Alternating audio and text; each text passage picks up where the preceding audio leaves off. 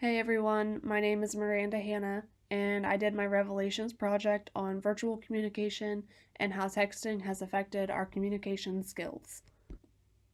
I think this is especially important with today's day and age with COVID-19 and us relying on email, texting, and social media as our main source of communication.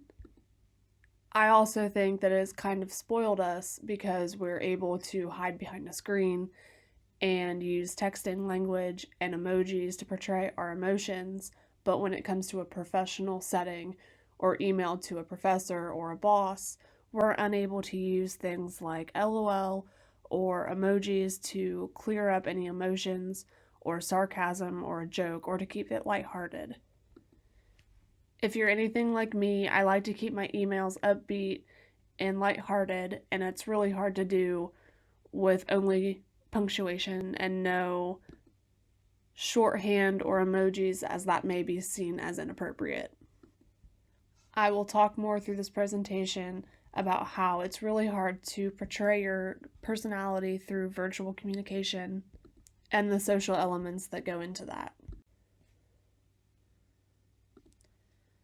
I'm sure that most of you can agree that it is difficult to express appropriate emotions via text or email, and that people may also misinterpret many of your messages through text or emails. Expectations vary between age groups for this type of communication. The older professionals may prefer a phone call rather than email, but they may prefer an email over a text message. That being said, older professionals do not want texting language, slang, or emojis used in a professional email, as it may be deemed as inappropriate. However, younger professionals, as shown in the survey that I have later covered, actually prefer emojis or shorthand text to keep things light and fun. It is said that young professionals tend to see value from using emojis, while older professionals see them as unprofessional and counterproductive. You may think of this as maybe texting your friend is different than emailing a professor. You hold yourself differently, and the language is different. Here you'll see a pretty basic model of the communication process. You send the message, somebody receives it, they interpret it how they think you meant it, and they respond.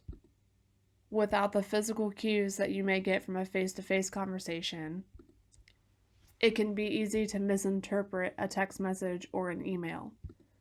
So when texting, we may use a smiley face emoji instead of an actual smile on our face.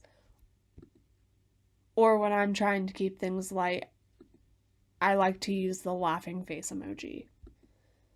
These, along with the correct punctuation, can play a key role in getting your emotion across a text message so that misinterpretation can be cleared quickly or avoided altogether.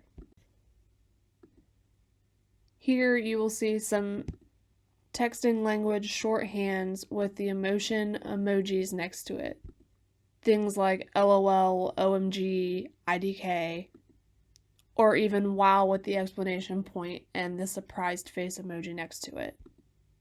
These are quick responses that are easier to decipher what you actually mean than the way that you might take hello in all capital letters and an exclamation point without the smiley face as yelling, or the sorry down below. You may take that as sarcasm, but since there's a sad face emoji next to it, it may seem more genuine. The message that says I heart you may be a little less personal than I love you, but depending on who you're talking to, it may be more appropriate. However, in this list, I wouldn't use any of these in a professional email.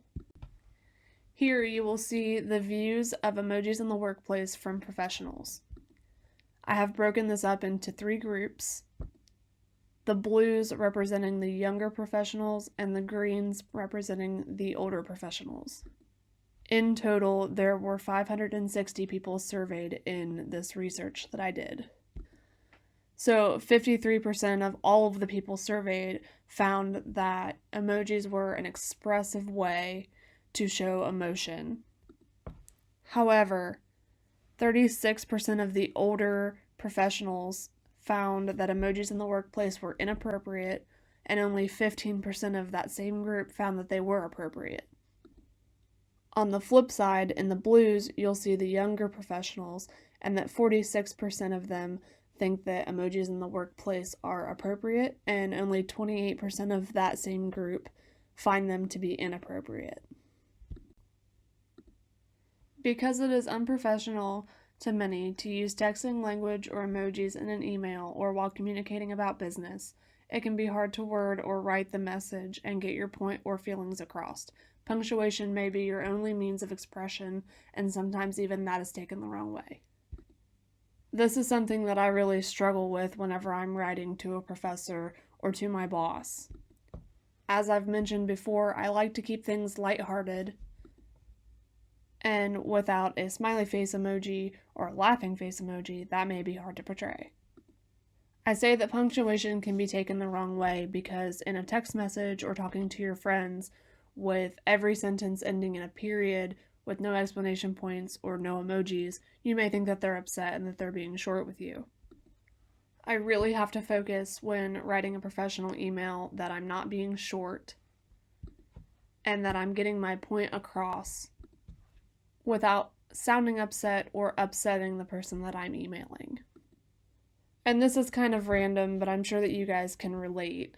When I'm writing a birthday card or something to my best friend, it's really hard to not write out LOL and you can't draw an emoji, so it's kind of hard to write a birthday card.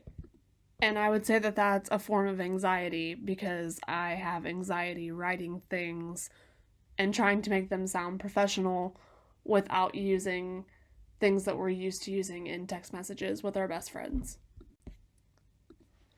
I think that we've become really comfortable texting and with social media talking to our friends, and that maybe we don't realize that they misunderstand what we're trying to say because to us it's just like writing down what we're saying in our head, and they don't hear the tones, they don't see your face. So there can still be misinterpretation for anything that you say. Without the use of LOL or emojis, they may not know that you're joking or being sarcastic and that maybe you were mad at them or just kind of being mean. And on the other hand, they may ask you if you're okay, and over a text message, you'll just say that you're fine because either it's easier, quicker, or you want them to ask more questions, but there's no way of them knowing that. So I thought that the picture that I included in the slide was really interesting and true because you may miscommunicate your feelings and you may be taking something wrong that somebody else had said to you.